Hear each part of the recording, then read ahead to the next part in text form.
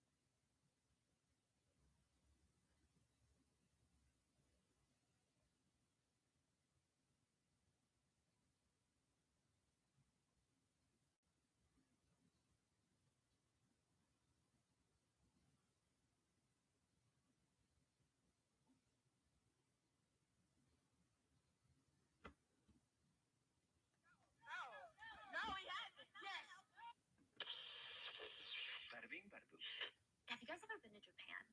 Have you ever been to Osaka? It's one of Japan's busiest cities. It's actually the most populated city in Japan. It's not Tokyo, it's Osaka. So just imagine how packed the streets are on a Friday morning. It's the last day of the work week. December 17th of 2021. So this is a fairly recent case, right? It's a little bit chilly, but that's not getting anybody's spirits down. They're excited for this weekend. Everyone's rushing to work, ready to have their little last push before they can relax. Businesses are opening up for the day, getting ready for the busy days ahead. And one of those businesses that would have been swamped over the weekend was a small little psychiatric clinic in Osaka, okay? And it's a relatively small clinic. It's the fourth floor of a multi-story, multi-tenant building that has 8 floors in total. 8 floors and it's on the 4th. Yes, and it takes up the whole 4th floor, but it's not that big of a building. The whole building itself is less than 3,000 square feet. So it's a relatively small clinic. Under and above the clinic, there's cafes and clothing stores and offices. It's called the Nishi Umeda Clinic, and even though the psychiatric clinic wasn't big, it was well known in the area. Usually people had nothing but good things to say about the place, mainly because it was run by this doctor, Dr. Nishizawa, and he was really passionate about his work. It's one of the few psychiatric clinics in the Osaka area where they open till 10 p.m. every day. Which is, yeah, I mean, that's pretty late. Like, not a lot of therapists, not a lot of psychiatrists work till that time. But Dr. Nishizawa wanted to make sure that everybody got access to his help. So he's thinking, well, if the 9 to 5 employees get off and therapy is closed, when are they going to get therapy? He mainly focused on helping corporate employees just not succumb to the stress of Japanese work culture, which, like, look, Japanese work environments are cutthroat. It's competitive, unrelenting. I mean, the pressure is astronomically high, and the clinic focuses on treating patients with depression and panic disorders. So you get it. A small little clinic that just wants to give people a chance, just wants to give them some help. So December 17th, 2021, the clinic is hosting this group counseling session at 10 a.m. for patients who have taken leave off of work for mental health. They're ready to get back into the workforce, so they're going to come to these group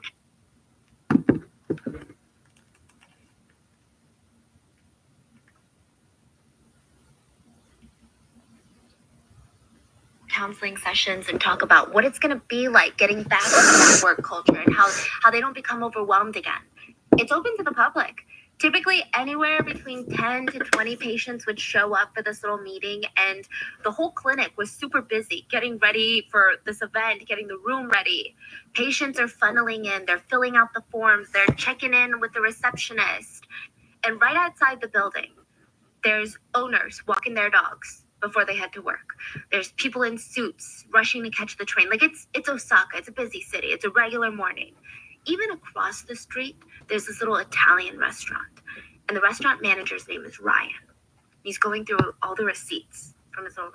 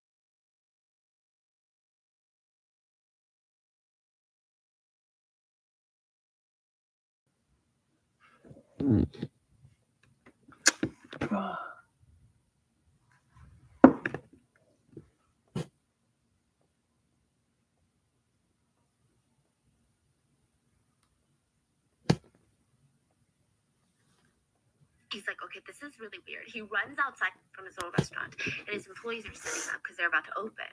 And he's in the back, and he just hears people screaming out of nowhere. He's like, okay, this is really weird. He runs outside, dropping all of the receipts behind him. His employees have this, like, crazy look in their eyes. Did you see? Did you see, boss? There's a fire across the street. And they're, like, screaming, what's happening? What's happening? He's like, what are you talking about? What fire? So he runs outside of the restaurant, and all Ryan sees is, like, this intense smoke billowing out of the building in front of him. Like there's black smog filling up the streets. The smell of like burning plastic is so intense. It's almost animated. There's these huge bright orange flames like, eating up the building in front of him. The whole street is cloaked in a layer of smoke. There's fumes everywhere. He's squinting and he realized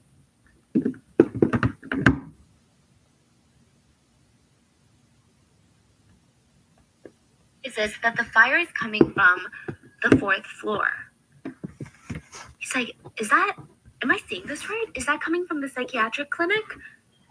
And his employee is like, yeah, I think it is. This was a pretty emotional moment for both of them. They didn't really know the employees of the clinic that well. They didn't even know their names, but they would come for lunch breaks. They would sit down at the Italian restaurant maybe 2 to 3 times a week. So he knew them, like he knew that they were very passionate about helping people. They were so friendly. They were just the nicest people. And now they were most likely dead in the fire. Crowds are gathering at the bottom of this burning building. And it said that it was oddly quiet. You know, what do? I mean, the fire trucks haven't arrived yet. There's no screams or anything coming from inside the building. The civilians had no idea what to do or how to even help. And then suddenly, they hear a survivor. A voice. A woman is leaning out of the 6th floor window screaming, "Help me! Help me!" So this part is kind of confusing because everyone is looking and the fire looks like it's contained on the 4th floor. So she couldn't have escaped. Like, what's going on? Why can't this lady on the 6th floor get out? Is maybe the stairway flooded with smoke? Like, what's going on? But everyone is waiting. The fire departments, they arrive. Nobody could really help her until they get there. And within minutes, they're pulling out this ladder, climbing up, saving the woman on the 6th floor. And it was just the most chaotic, intense scene now, once the ambulances arrived. She was the only person that was saved from the burning building. 26 people would die from the fire. What? And you know how I said it was kind of eerily silent before then? It became very, very chaotic. Firefighters were dragging lifeless bodies out there, trying to perform CPR outside the building to motionless figures. The civilians, they don't really know what to do. There's reporters that are coming in, and this older man, he broke free from the crowd, and he's stepping forward, and he's crying out to everyone, "Please, my son. Please, my son. My son owns the clinic. Please, where is my son? He's not picking up his phone." Everyone looks up at the clinic. The fire had been put out at this point. The windows were broken and they could see inside. And all you can see are the charred interiors, like the walls are burned. They don't know how to tell this old man that his son probably won't ever be picking up his phone ever again. So there's a lot of reasons why a fire could start. Gas leaks, lithium batteries exploding, landlords cutting corners, buildings not being up to code. But at this point in the timeline, it was less about that and more about getting everyone from inside the building to the nearest hospital to try and save their lives. A man was brought in with the group. He was unconscious from the fire, but he was still alive. The hospital staff there trying to save his life, I mean, it's just pure stress. And in their attempt to save his life, you know, they're doing their protocol, they're emptying his pockets, and they kind of look at each other. Inside of his pocket, he had 2 cans of tear gas, a pocket knife, and they find out that near his body, there was a melted lighter found. They realized that the man that they were trying to save was the culprit. He was the one that had set the fire and had just taken the lives of dozens of people.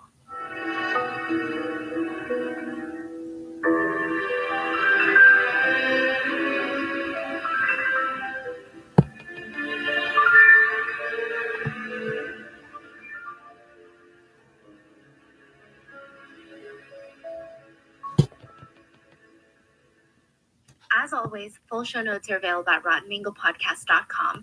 I actually worked with a Japanese researcher for this case to get as much of the information as possible. But with international cases, there's always a chance that things are lost in translation. Some paths of research are left undiscovered. So please let me know if you have any additional information on this case below in the comments. And side note, we have an exciting Rotten Mango merch drop tomorrow, Thursday, April 20th, 1 p.m. Eastern Time. This is part of the collection. I don't know if you guys... My fiance drew this himself. It's says bada bing bada boom, and it has a rotten mango in the middle. And we also have a different rotten mango one that we worked with Fanjoy with. And it's the hoodie in that collection is so comfortable. I mean, to just throw it on. I wore it on a 16-hour plane ride to South Korea, and I slept like a baby. I like to wear all my stuff super oversized, but make sure to check the link in the description for when they drop. If you love it, it's a great way to support the channel, and we will be matching. So with that being said, let's get into the story. The fire lasted for 30 minutes. There were over 70 trucks, fire trucks, and ambulances lined up. Reporters are rushing to the scene. I mean, it's pure chaos. The building was just minutes from one of Japan's busiest transportation stations, the Osaka station. So it was pretty easy for people to stop by and see what the commotion was about. A shop owner across the street told a reporter while he was shaking his head, "You know, fires are really scary. It takes away everything. A thief can take away a few things, but a fire, it takes everything." He was right. In a different part of Osaka, a woman named Nobuko was starting her day. She's eating breakfast with her son, and she's reading these breaking news headlines. Breaking news.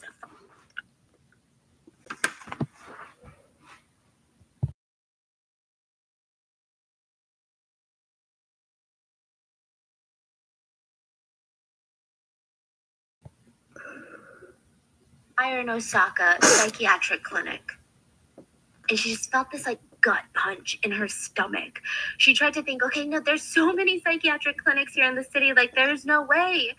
She clicks on the article. She keeps reading, and she realizes that her nightmares are coming true. This is where her brother works. This is her brother's clinic. She runs out of the house with her little baby and starts calling her brother's wife. The wife picks up and she just says, "We're already on our way." They hang up. And Nobuko said it was weird. I mean, it felt like life was in slow motion trying to get to her brother's clinic. Everyone in the city is just walking around like it's a good Friday morning. How is it a good Friday morning right now? Her life is crumbling. It just didn't even make sense. She runs to the psychiatric clinic, and it's a soon-to-be crime scene. She starts going from police officer to firefighter, begging them, "Please, I'm Dr. Nishizawa's sister. He owns this clinic. Please, can you just tell me if he's okay?" Nobody could say anything. That night, she would finally see her brother. Not at home, not at the hospital, but in a morgue.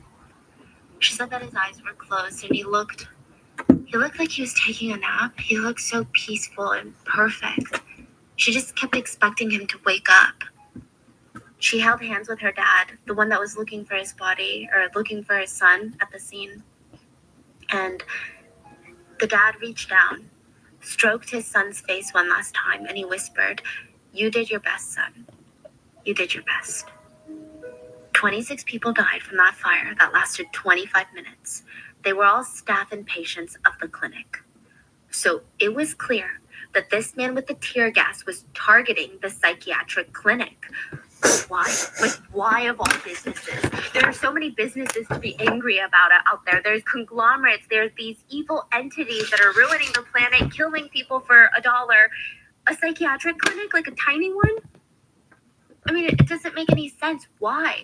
The staff are just trying to help people. The patients, they're already vulnerable. They're seeking help. They're trying to recover. Literally, why? What did they ever do to you? The only person that could properly answer that question was a man who was lying unconscious in the hospital. The hospital were trying to do everything in their power to save this man. They're trying to save this man that had just killed dozens of people. His name is Morio Tanimoto, and this wasn't the first time he tried to kill someone. Police were pretty quick to find out who he was, where he lived, because his wallet was found near his body. Now, the main questions that the police have before he even wakes up is, who is he? Why did he do this? Why did he target the clinic? And how did he actually execute this evil plan? So to answer the first question, the police go to Morio's place, his residence, and they interview a ton of the neighbors. So inside of his house, they find a knife sheath that matched the knife that was found in his pocket. So yes, this is his place of residence. They find a bag of drugs, like prescription drugs, that he had been prescribed by the psychiatric clinic, and he had tried to light them on fire. So he's a patient there. Yeah, he's a patient. Oh, just you wait. He's been to this clinic over 112 times. Wow. Yeah. So it's obvious now that A, he's a patient at the clinic, but maybe something happened. Maybe he felt wronged by them. Like, why was he going to the clinic in the first place? Like, what mental health battles was he struggling with? Police also uncovered evidence that Morio had been planning this attack for a very, very long time. In fact, he might have been inspired years ago. So he had these old newspaper clippings all around his apartment of the 2019 Kyoto animation arson attack. Do you know what happened? Okay, so if you guys want like a whole separate video on that, please let me know. But it's a pretty extensive case. Here's a quick summary. Morning of July 18th, 2019, so just like 2 years before this incident, the Kyoto Animation Studio, which side note is this incredibly popular anime studio in Japan, they produce a lot of massive hits. The building was mainly for production staff. So it's not like a theme park or some sort of retail front. It's basically for employees to come and make the animations. And a man that did not work there currently walked in with a trolley of 11 gallons of gasoline, walked in through the front door, doused the entire entrance area and even several employees, like several human beings of the animation studio, with gasoline and ignited everything on fire. The building ended up exploding. It was reported that he was screaming, "Die," as he was doing all of this. He also set himself on fire by accident while he was lighting everything up and ended up trying to flee, but he was actually caught by the police outside. 36 people would end up dying. 34 people would end up injured. It was really hard for people to flee from inside the building because the fire originated near the entrance, so they were effectively trapped. But another thing to note is that the fire caused like this mini explosion, which filled most of the floors of the building with toxic fumes and smoke within 30 seconds. So even if you wanted to find a window to jump out of or some sort of escape route, the time that you would have to do that is next to nothing. The suspect was in custody. He was charged. He's a 42-year-old named Shinji Aoba, and he accused the animation studio of stealing his work, and that is known to be the motive of why he took 36 people's lives. It is considered one of the deadliest attacks in Japan between civilians in recent history, and Morio had newspaper clippings of this incident all over his house, all over his apartment.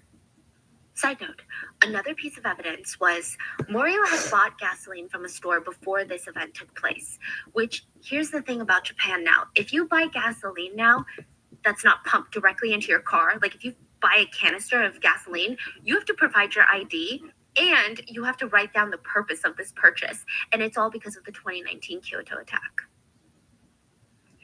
So it was very easy to trace that he had purchased a ton of gasoline, and he wrote down that it was for his motorcycle, which I don't think that he owned a motorcycle. This show is brought to you by BetterHelp. We're getting married in like 2 months, and I want to say that getting married has been eye-opening for us. Like, not just in terms of how hectic and stressful wedding planning is slowly becoming without even our intention of that, but just getting to know ourselves and getting to know each other more. Like, committing to one another for the rest of our lives, hopefully, has inevitably brought really intense conversations.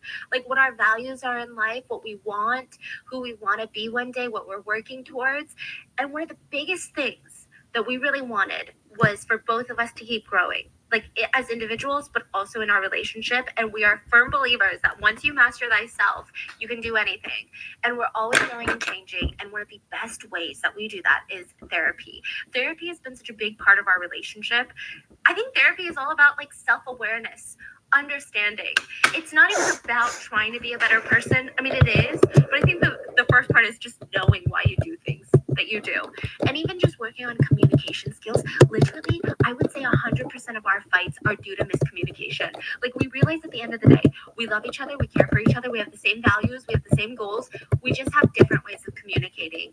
And that makes us feel like we're not on the same team. It's just about learning how to talk to each other and express ourselves in ways where both of us feel heard. We have benefited so much from therapy. And if you've been thinking about giving it a try, BetterHelp connects you with a licensed therapist who can take you on that journey of self-discovery from honestly wherever you are. It's entirely online. It's designed to be convenient, flexible, suited to your schedule. We just got back from Korea, I had 2 therapy sessions. One was planned, one was impromptu while I was in Korea, and it was just an intense trip, you know? And it's so easy to start on BetterHelp. Just fill out a brief questionnaire to get matched with a licensed therapist. You can switch therapists anytime for no additional charge, and just truly discover your potential with BetterHelp. Visit betterhelp.com/rotten today to get 10% off your first month. That's BetterHelp, HELP.com/rotten. So the police are asking themselves, is this some sort of like copycat crime? Like, is he trying to just get notoriety? Is he trying to recreate this? Is he just unhinged? They asked the neighbors if they knew Morio well, and, what can you say about him? One by one, most of the neighbors are like, oh, I don't know. I mean, he's only been living here for like about a month. So there's not really much I can tell you about him. But maybe ask like that man down the street. That man has been living here for like 35 years. So they go to the man down the street, and sure enough, he's a 51-year-old who had been in the neighborhood for so long, almost 4 decades. And he said, it's crazy. Moria had actually lived here in the 90s. Moria was living here decades ago. In 1995, he lived here with his wife and kids back then. The family wasn't very friendly. They just kept to themselves typically, but then out of nowhere one day, they moved out. Never said goodbye, never tried to contact any of the neighbors, just abruptly moved. I thought I would never see them again. But last month, Morio moved back. But he was alone this time. No wife, no kids. Okay, more questions now than there are answers, like, where the hell is this guy's family? Like, did he kill them too? Kind of. Well, at least he tried to. Morio Tanimoto was born to a pretty financially stable family. Some would even consider them wealthy, well-off. His dad owned a steel metal factory. And the kids, he has 4 kids, right? All of them were at the factory as kids, learning about the dad's business. They were trained there since they were old enough to be. Morio was actually really passionate about metalwork, which I don't really know much about metalwork, so I can't really say, but he just had this mission throughout his entire life, like this vision in his head. He's going to get his degree. He's going to qualify as a specialist in sheet metal work. He's going to take over his dad's business, bring it to the next level. Like, he had all of these dreams, and it seems like the logical route for him. The family supported him. He was a hard worker. But at the very last second, they were like, sorry, Morio, we're actually going to give it to your brother. We're going to let your brother inherit everything.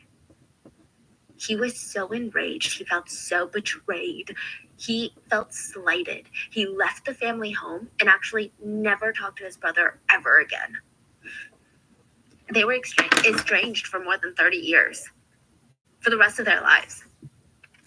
And once he left his family home, he was just lost. He was bouncing around trying to get any job that he could. So a lot of, restaurant work and all these things, just odd jobs like washing dishes. And for a while, things weren't looking great. But then in 2003, he's like, you know what? I have a skill.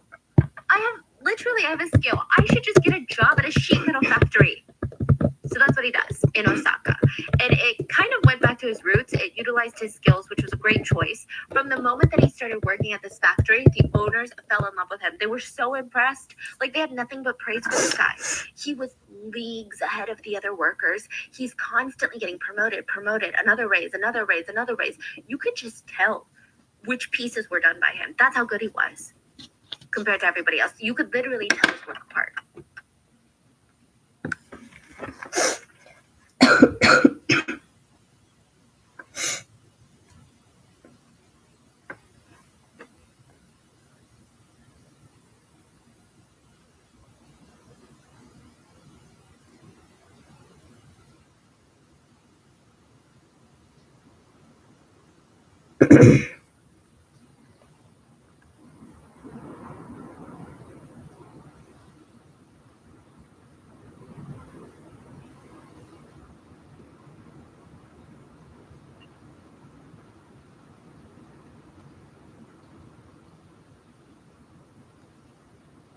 Save with the Kroger app this holiday. Earn fuel points to save up to $1 off per gallon at the pump. Enjoy over.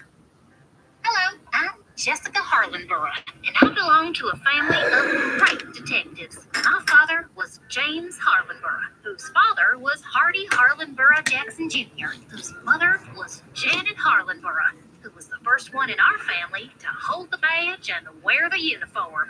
Legend goes that she once defeated a whole family of bandits on her own with nothing but an empty revolver. And since then, she has inspired my father, my father's father, and me to grow and become the seekers of justice. And soon, the day arrived when I got to use my true skills. One day, on my way back from the bathroom, I saw James Heartthrob in the hallway, the guy my friend Lily Larkins had a huge crush on.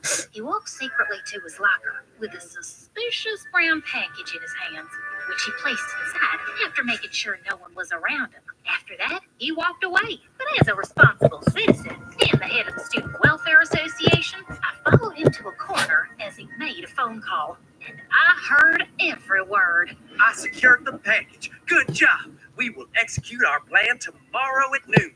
If everything goes well, we'll not only succeed in our goals, but we'll also leave enough money to be comfortable for the rest of our lives. As soon as he ended the call, he looked sideways again. I made sure I was hidden from view. Then I noticed him take out a pair of glasses with a golden frame from his pocket. He clicked on them, and a holographic display of a building appeared in front of him. It looked super familiar, but I couldn't quite place where I'd seen that building before. What was he planning to do there? After staring intently at it for some seconds, James put the glasses back into his pocket and walked away quickly. As I was still processing everything, Lily suddenly popped up from behind me. Hey, Jessica, what are you doing? Come on, we need to go. The football match is about to start, and James Heartthrob is leading the team. I can't tell you how excited I am to see him play. Yeah, I'm doing nothing. Let's go to the game. While I walked to the field with her, I kept thinking about that package. After a recent security scare, all students' bags were checked at the gate, and it would be difficult to bring in a package wrapped up like that. And who was James talking to? I was sure in my bones that something big and evil was about to go down, and I had to stop it. Halfway through the game, while Lily was busy cheering for James Heartthrob, I snuck out of there and made my way to James's locker. Having noticed the password earlier, I unlocked it, and the package was there. But to my disappointment, it was empty.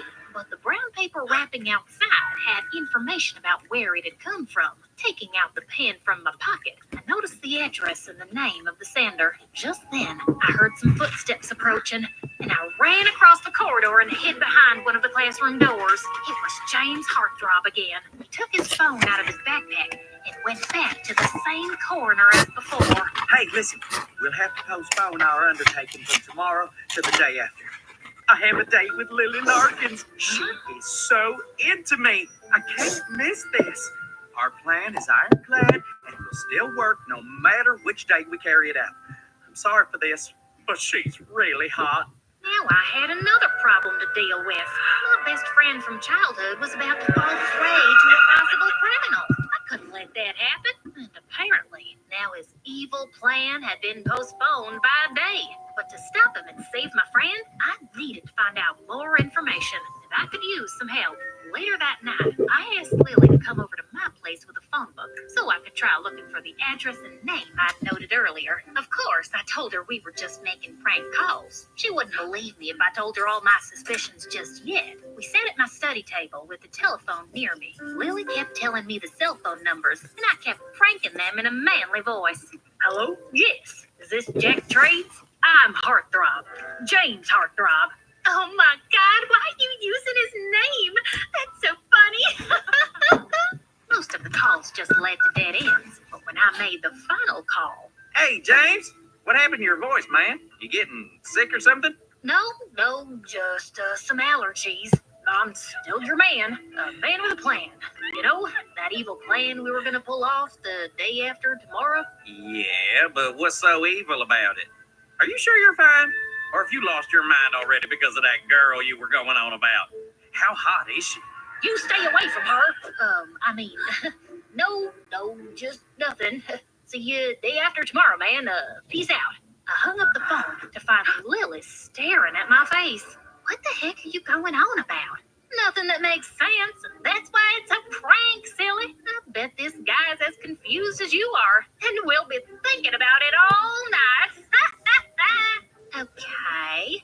Anyway, I don't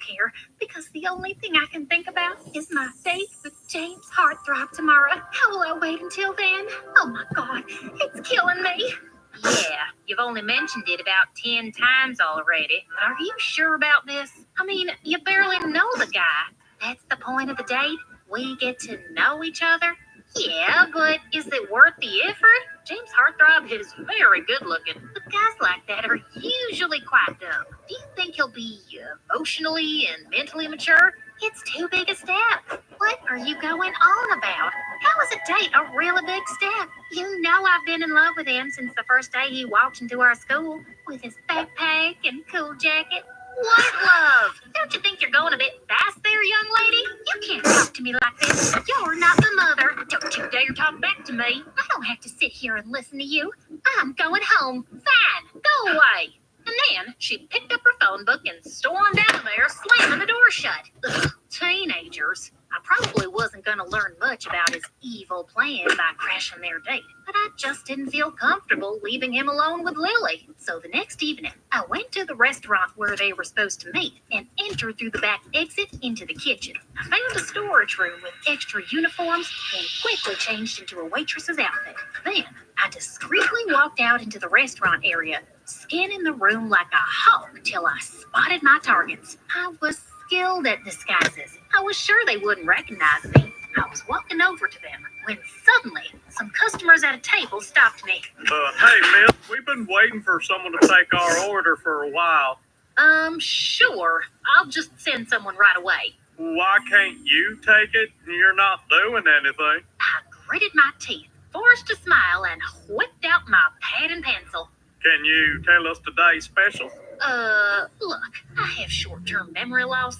I can't remember any of this stuff. Just select something from the menu. How are you even a waitress? Fine. How about this side salad? Is it good? It's amazing. Great choice. What's it served on the side of? I guess on the side of your plate. Are we done here? My family hasn't even ordered yet. Get us another waitress. You're useless. I told you that 5 minutes ago. I walked off and went back to my mission, annoyed that I'd lost precious time. As I got close to Lily and that heartthrob, I pretended to be working when I felt someone tug at my skirt. It was the annoying customer's kid. You didn't take my order. Not now, kid. Go away. I'm hungry, you bitch. I want a piece of chocolate cake. Just buzz off, will ya? I pulled my skirt away from him, and he suddenly dropped onto the floor and started bawling loudly. She pushed me. She pushed me so hard. Oh my God, you little liar. Jessica? The entire restaurant was suddenly staring at me, and I got thrown out within seconds by the management. Lily and James followed me outside. What the heck just happened back there? Why are you dressed as a waitress? Because I work here, or I did before I got fired. Since when do you work here, and why? Since today. It was my first day, and my last day. And why? Because I have bills to pay. I'm sorry to hear that. Here, take this tip. Hope it helps a bit. And then he handed me $100, just like that. I hadn't even waited on him. I guess he had plenty of money from all his evil ventures. And now that I was face to face with him, maybe I could make him give away something about his plans. Wow, that's very generous. Thank you. You must be rich. And I guess you'll be very rich soon if your trades go well, eh? You know what I mean? Huh? I really don't. Oh, come on. Are you really saying you're a jack of all trades and a master of none? What does that even mean? Wait a sec. Are you talking about Jack Trades? Do you know him? Are you a friend or a girlfriend? No, I don't know any jack trades. I just remembered. I have a movie to catch in 15 minutes. I'll see you tomorrow, Lily. And with that, I ran off. Wow, this guy was cunning. Instead of giving anything away, he'd started questioning me instead. As I was walking down the street, I passed by a building and then suddenly stopped in my tracks. I slowly walked back to face the building from the front, and then it hit me. Texas State Bank. That was the building that had been in the hologram. And then it all clicked into place. James Heartthrob was planning to rob Texas State Bank with Jack Trades as an accomplice. Of course that would make them super rich. But I was gonna get him. Oh, I was gonna get him good. The next day, I was at the bank 5 minutes before before noon, but I walked in to find James and Jack already there at the bank manager's desk. They seemed to be having some intense conversation. What if those two were holding the manager hostage at gunpoint? Or he could even be an accomplice. Just then, James Heartthrob got up from his seat and reached into his pocket. And I couldn't wait anymore. I rushed towards them and threw myself at James, tackling him to the ground. Ow! What do you think you're... Shut up, James.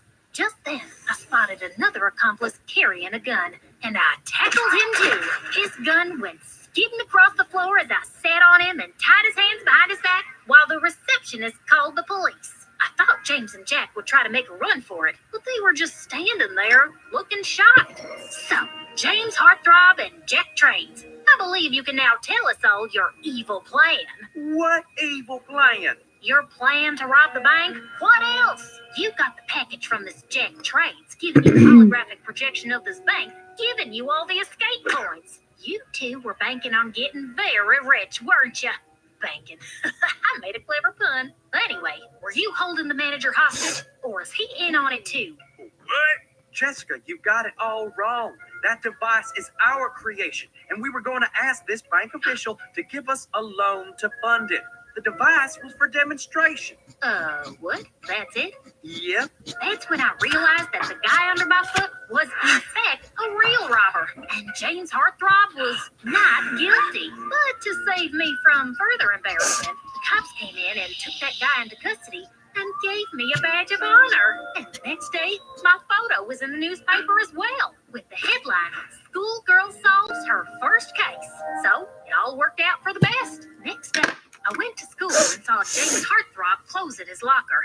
I walked up to him. "Hey, James, I'm sorry. I didn't mean to..." Accuse me of a crime? I don't know what I was thinking. He was looking at me with an amused face. You seem to have a wild imagination, and you're super nosy. But tackling a guy with a gun was pretty brave, actually. You're interesting, Jessica Harlenborough, and you're forgiven. Well, thank you. That ended the conversation.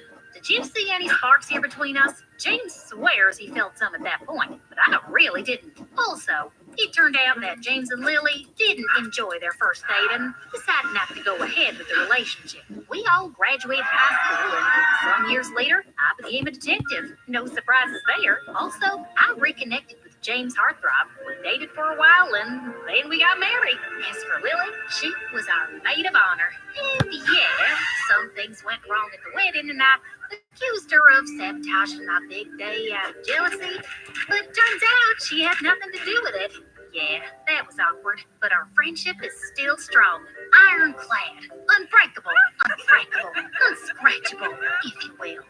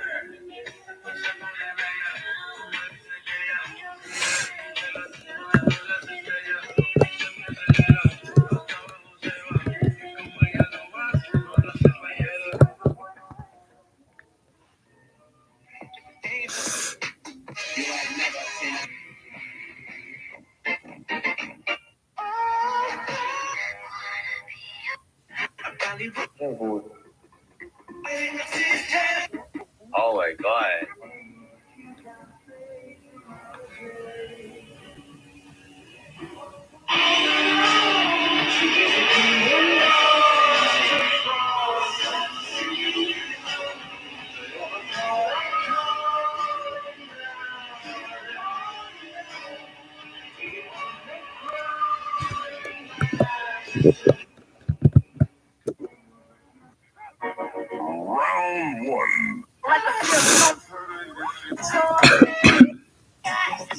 Don't hit that contra gun.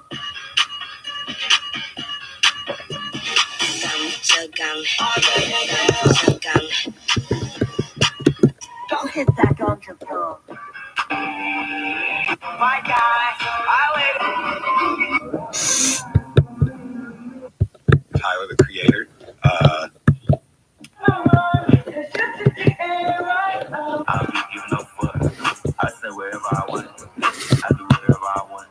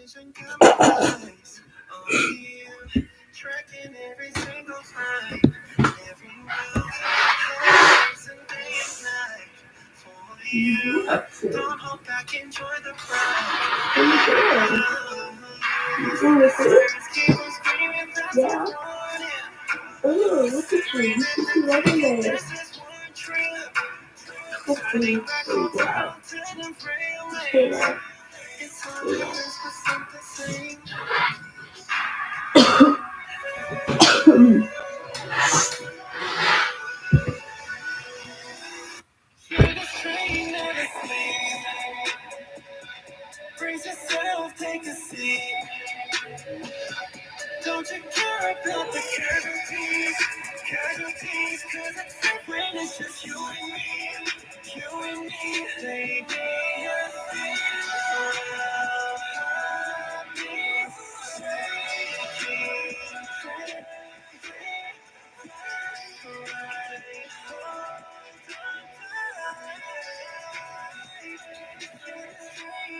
sleep. Need no break, no breaks. This train, the engine's going insane. I'm late, it rains. As long as we head on round, fear is dead, no doubt. Baby, trust me now. Saturdays keep on screaming, don't want it. We're staring at the beacon, lost in one dream. No turning back, hold on to the railing. It's only up for something, saying more, please.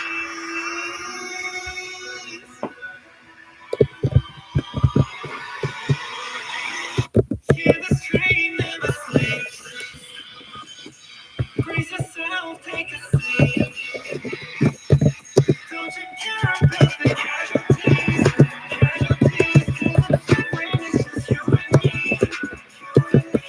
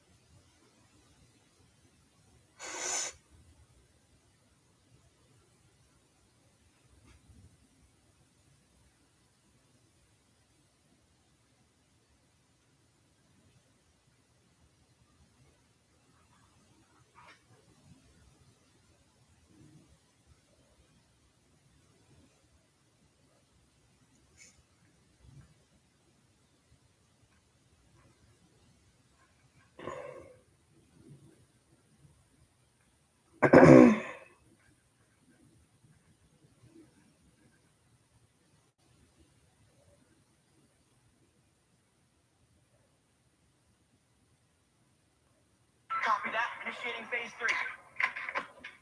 Let's hope they hear this.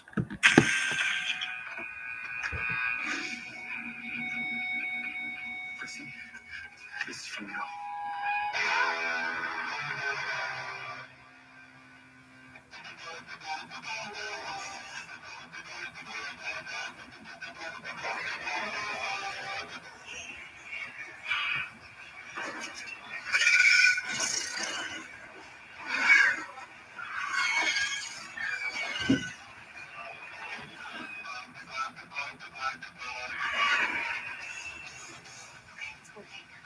Let's go.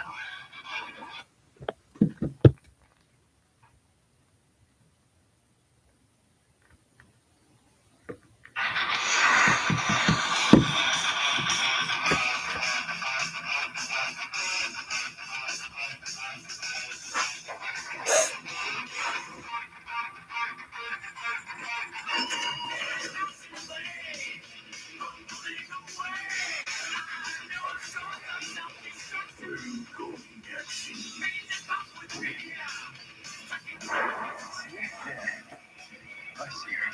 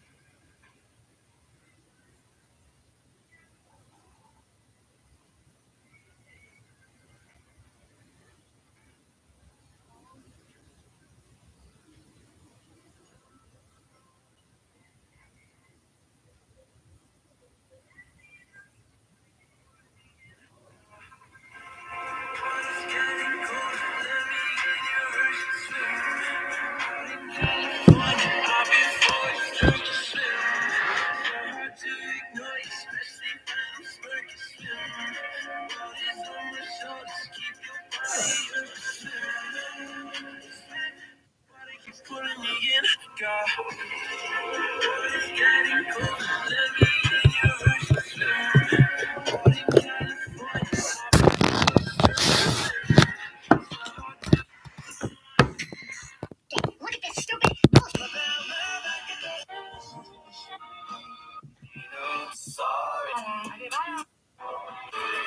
Life is.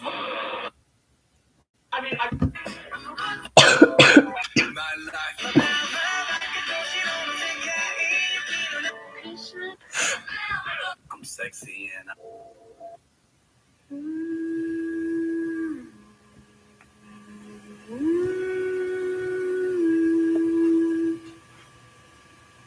We've just uploaded.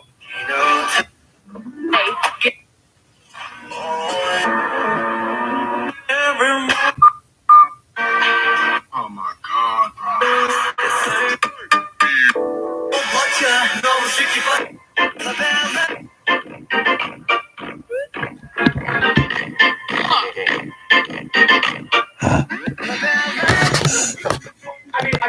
Super rich kids with nothing.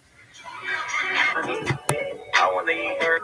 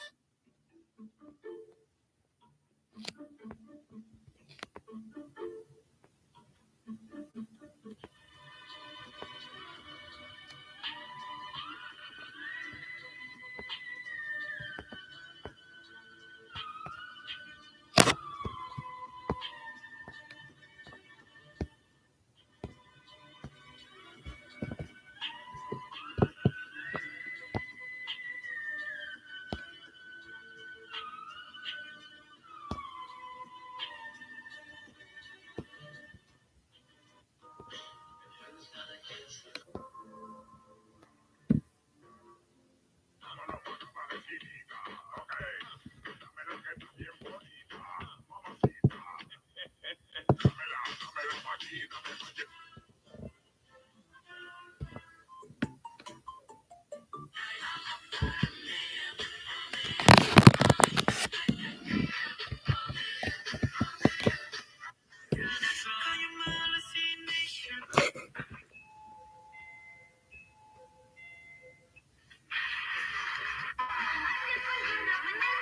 about you being Bill?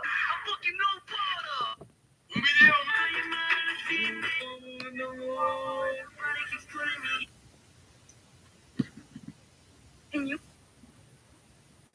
I'm not.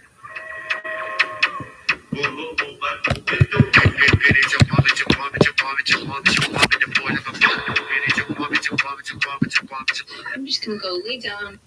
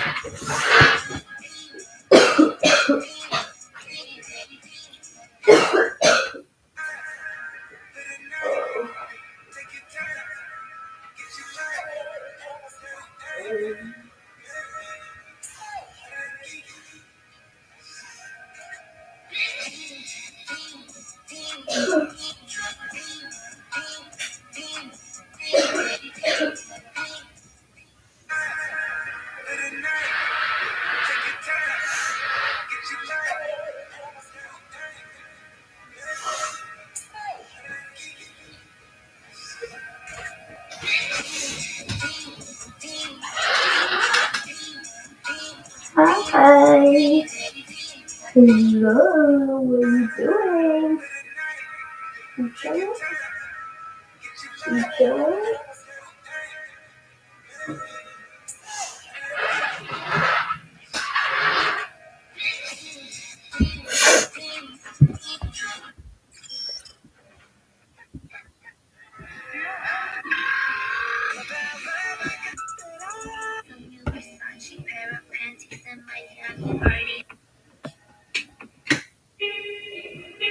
I got myself into a lot of.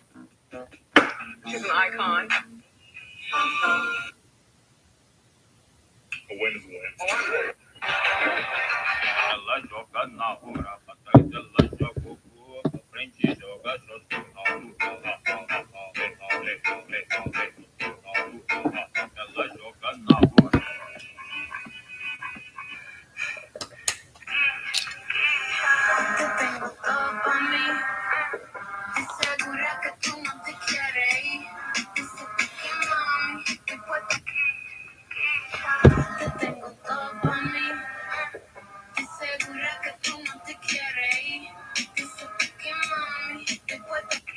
Hey girl. Hey girl. Hi girl. What are you doing? Get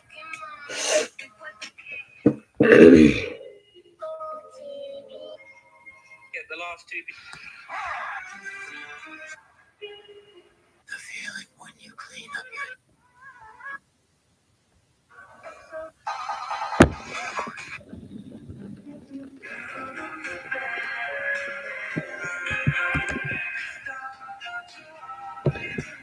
Wait a minute.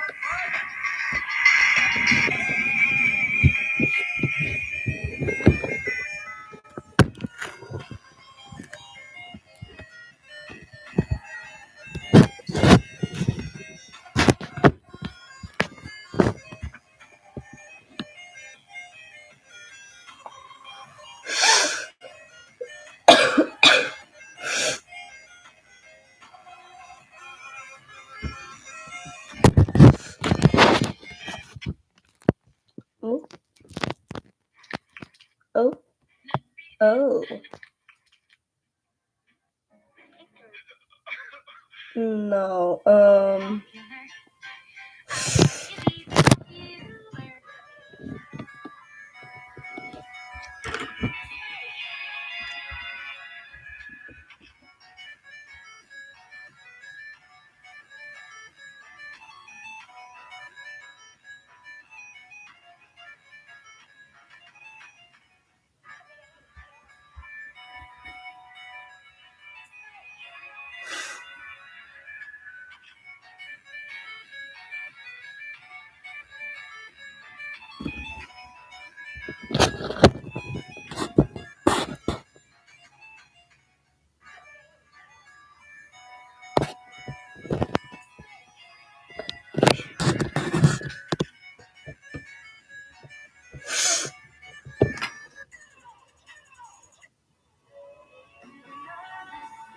Make it look cute. Make it look cute.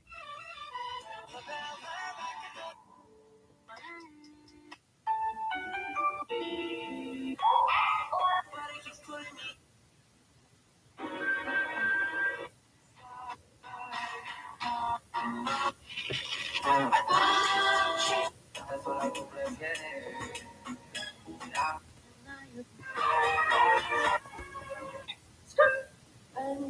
个神奇的鸡蛋纺纱机会将白色和淡黄融为一体，这不神奇。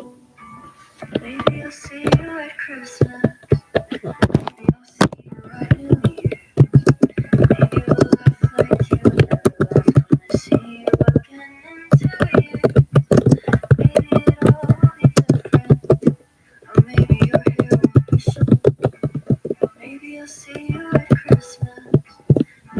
I'll see you at New Year.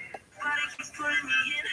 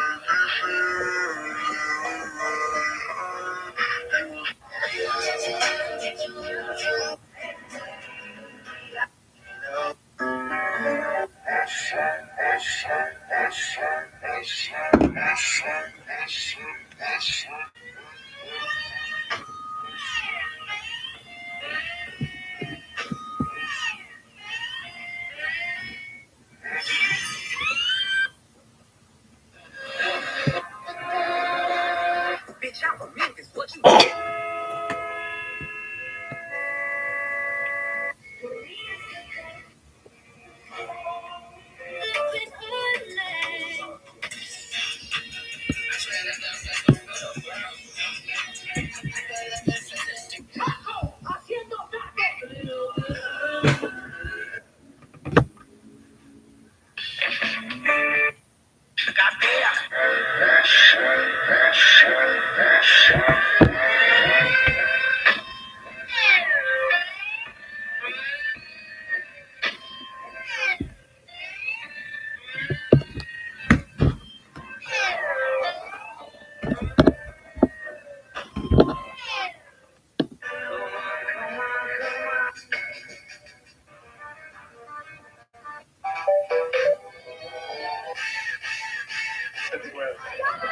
Christmas Eve. You mean you're actually going to kill me?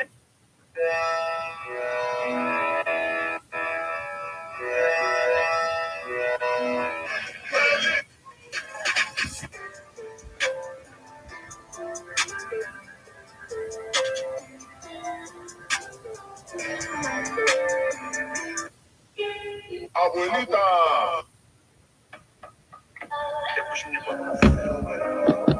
Unexpected. My blicky. Come on, dress up.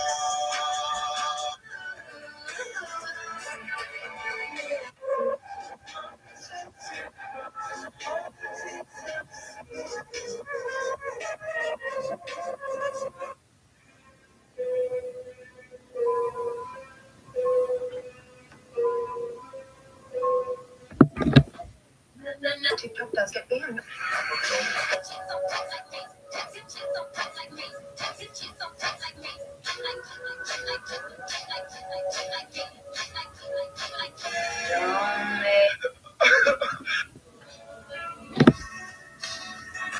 Pussy not mine, this bitch. Bitch, coma color. Wait.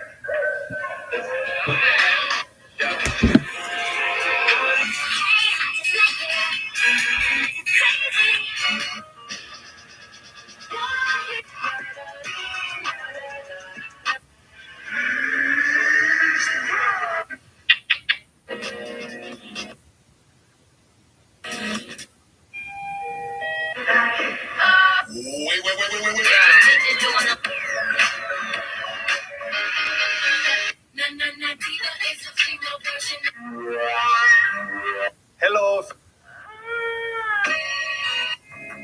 I think.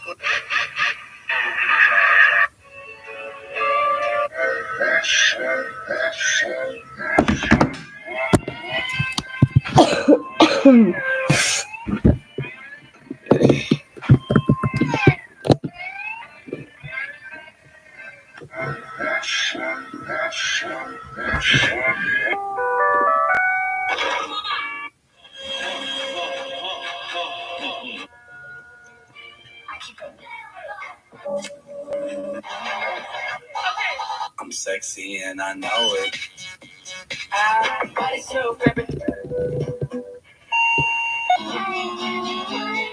Should've swung and I don't mind it.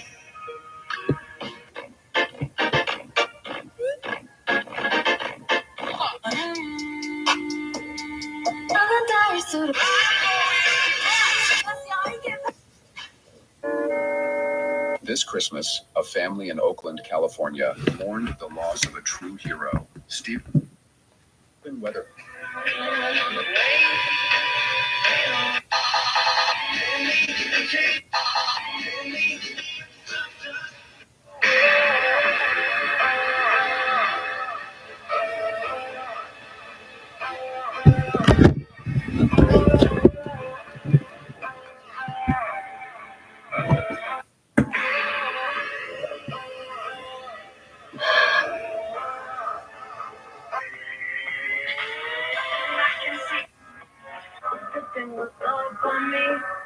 I have one thing to say.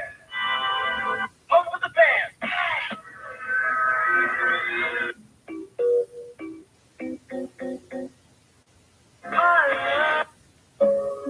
Mala noticia, mi gente. I need you guys to tell me.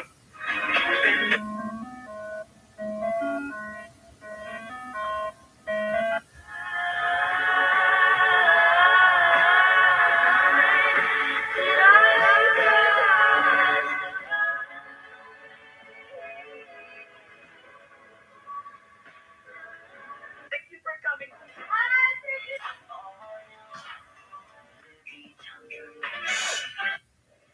Balloon poking game.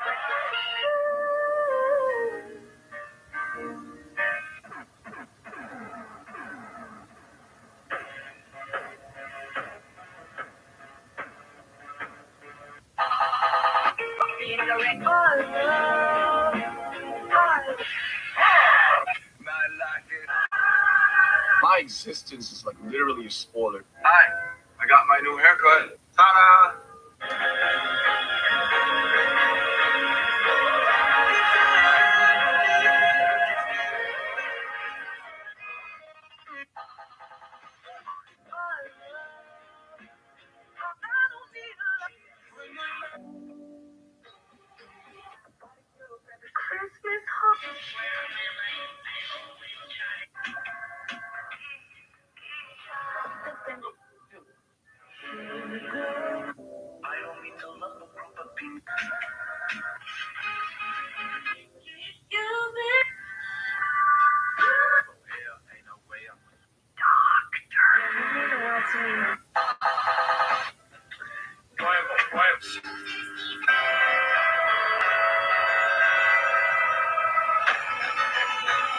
May I have your attention, please?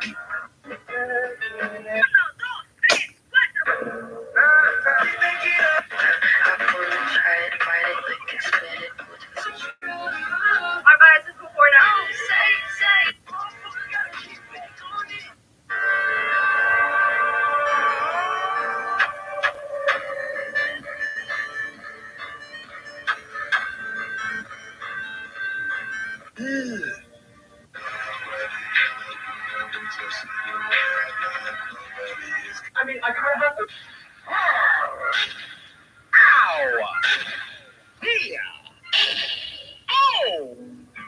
Yes, the NC make it top. What should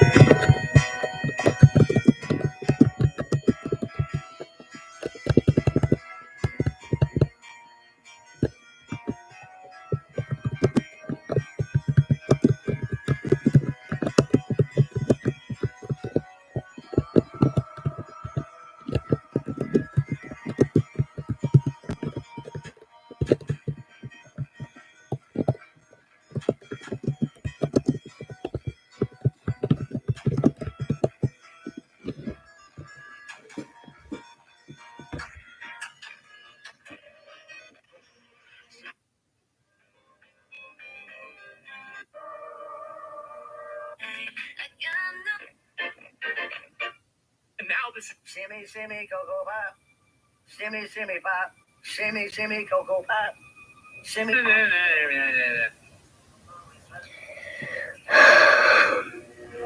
This sound.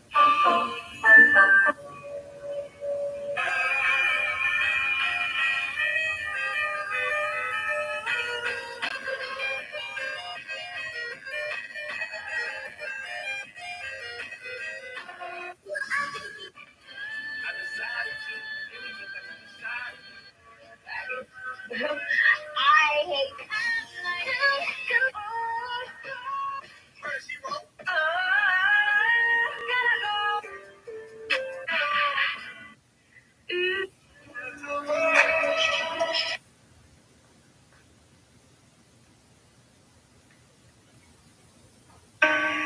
Oh shit.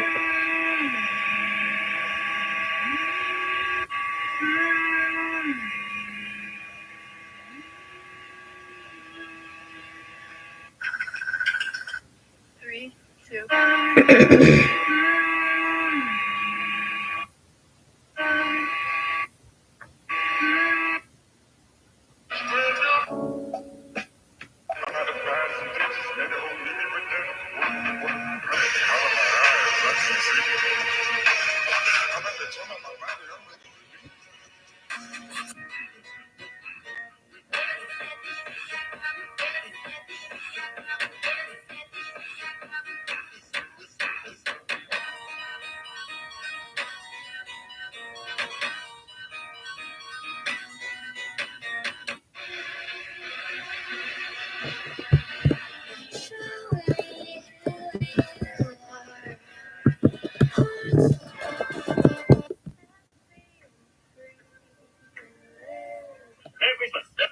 Bitch, coma cooler, take her pound.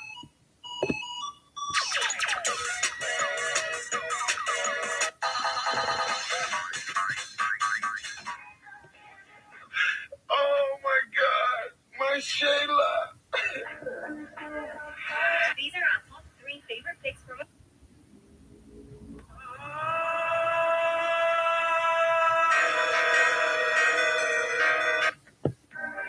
Never in my years of liking K-pop have I seen many people leave a fandom over.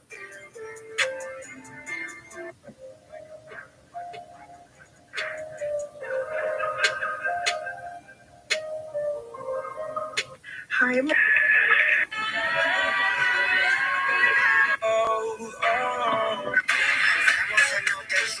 Can't help it, I'm that. You can get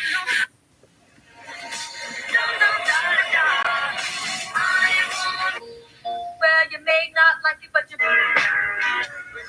K-pop moves to scare men.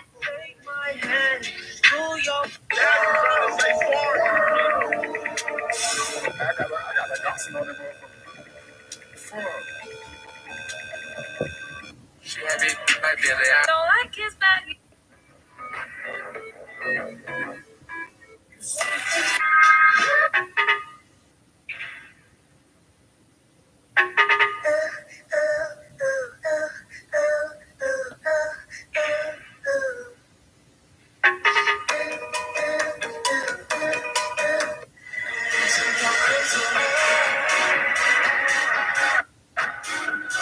This.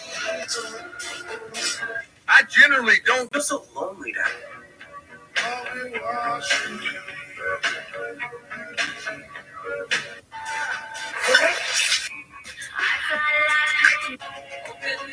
It's companions.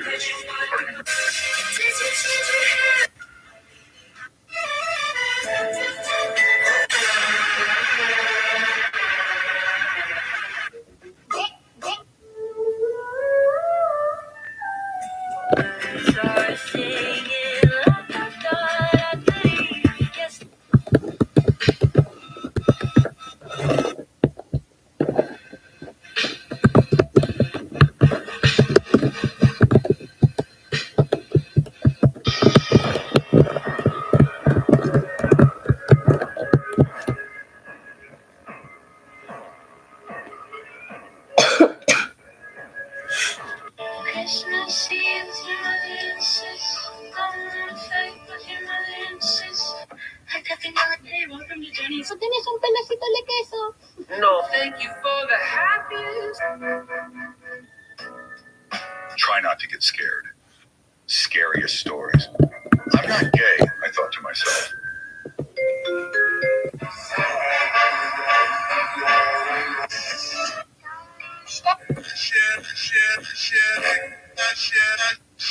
Nobody is better than the original.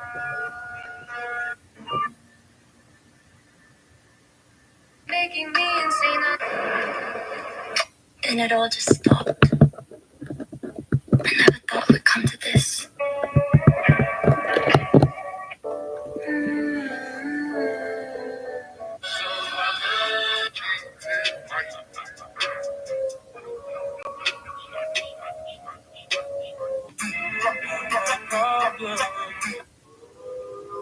Hoje em dia é difícil encontrar uma amiga.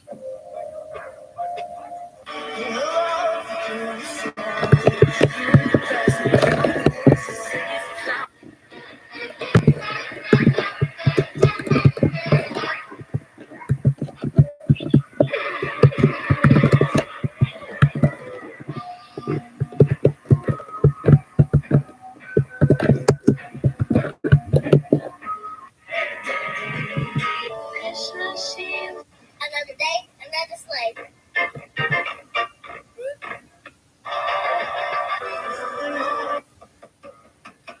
There goes my picture.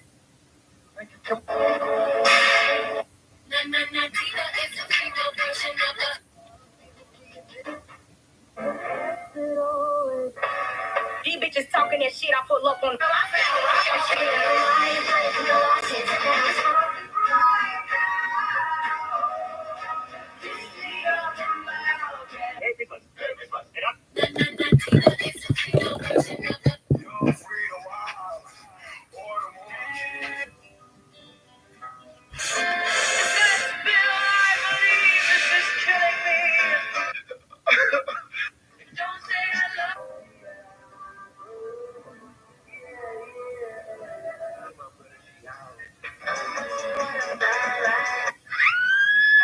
I mean, I kind of have to see it.